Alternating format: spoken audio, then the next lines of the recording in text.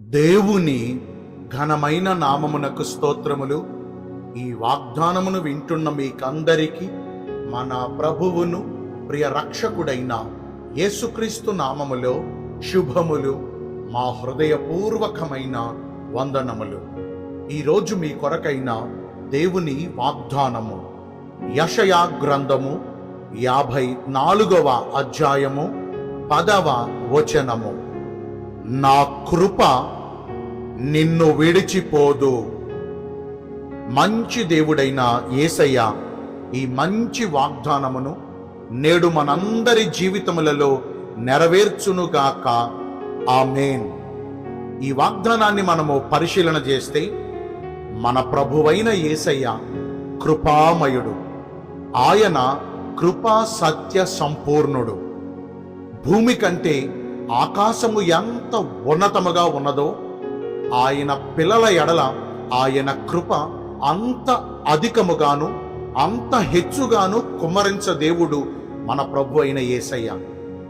సహజంగా ఒక మనిషి మరొక మనిషికి ఏదైనా సహాయపడాలన్నా, ఏదైనా మేలు చేయాలన్నా, ఒక మనిషి మరొక మనిషికి ఏదైనా మంచి జరిగించాలన్నా, లేదా ఒక మనిషి మరొక మనిషికి ఏదైనా ఉపకారము తలపెట్టాలనుకున్నా వారిలో అర్హతలను గాని, యోగ్యతలను గాని, ప్రతిఫలాన్ని గాని ఆశిస్తూ ఉంటారు.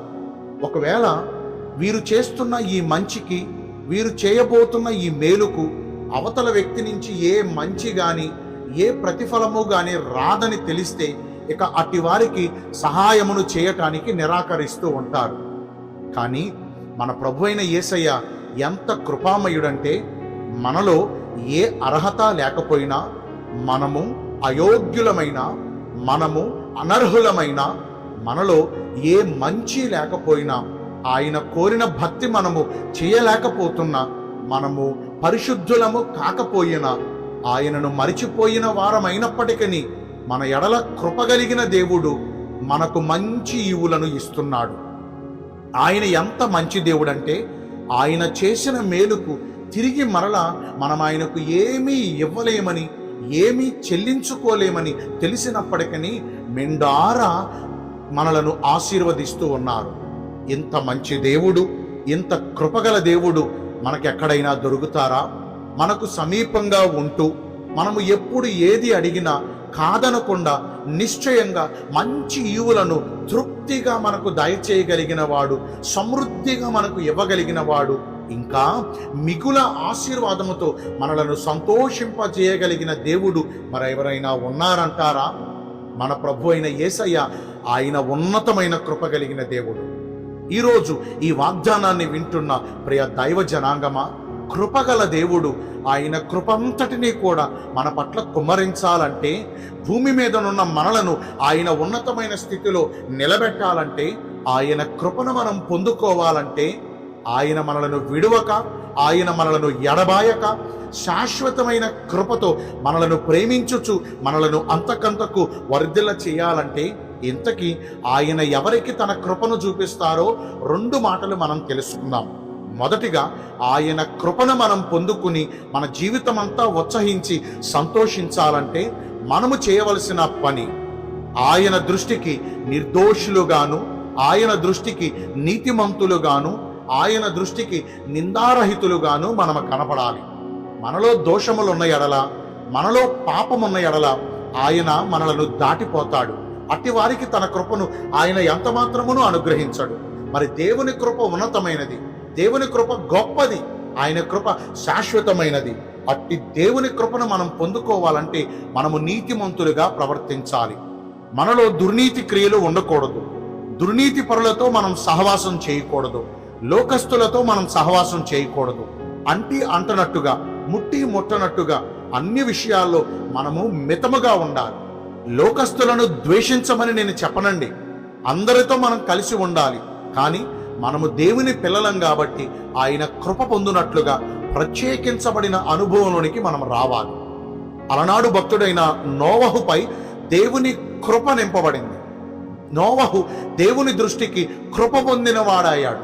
కారణం ఏంటో తెలుసా? అతడు ఈ భూమి మీద ఉన్న వారందరికంటే దేవుని దృష్టికి నిర్దోషిగాను, నీతిమంతునిగాను, నిందారహితునిగాను కనబడ్డాడు కాబట్టే నోవహు ప్రవర్తన దేవునికి ఎంతో ఇష్టమైంది కాబట్టే నోవహుపై దేవుని కృపను కుమ్మరించాడు. నోవహు చేసిన భక్తిని బట్టి తన భార్యను, తన 3 కుమారులను, తన 3 కోడళ్లను కూడా ఆయన కృపతో నింపారు.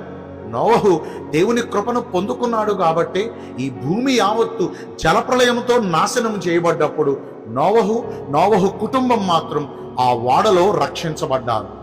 రేపు రాబోయే దేవుని ఉగ్రత నుండి మనము రక్షించబడాలంటే ఆయన కృప మనకి ఎంతో నిశ్చయంగా కావాలి.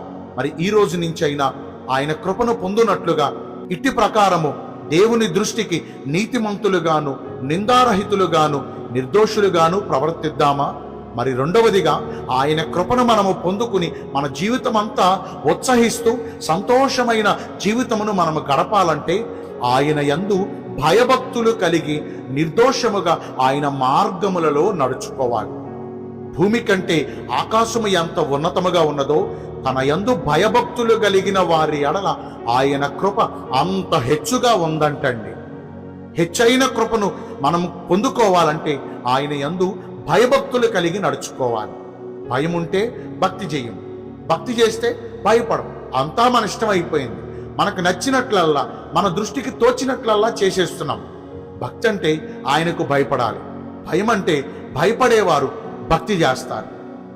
ఎవరైతే ఆయన యందు భయము, భక్తి 2 కలిగి ప్రవర్తిస్తారు అట్టి వారిపై నిశ్చయంగా ఆయన కృప కుమ్మరించబడుతుంది, అధికంగా కుమ్మరించబడుతుంది.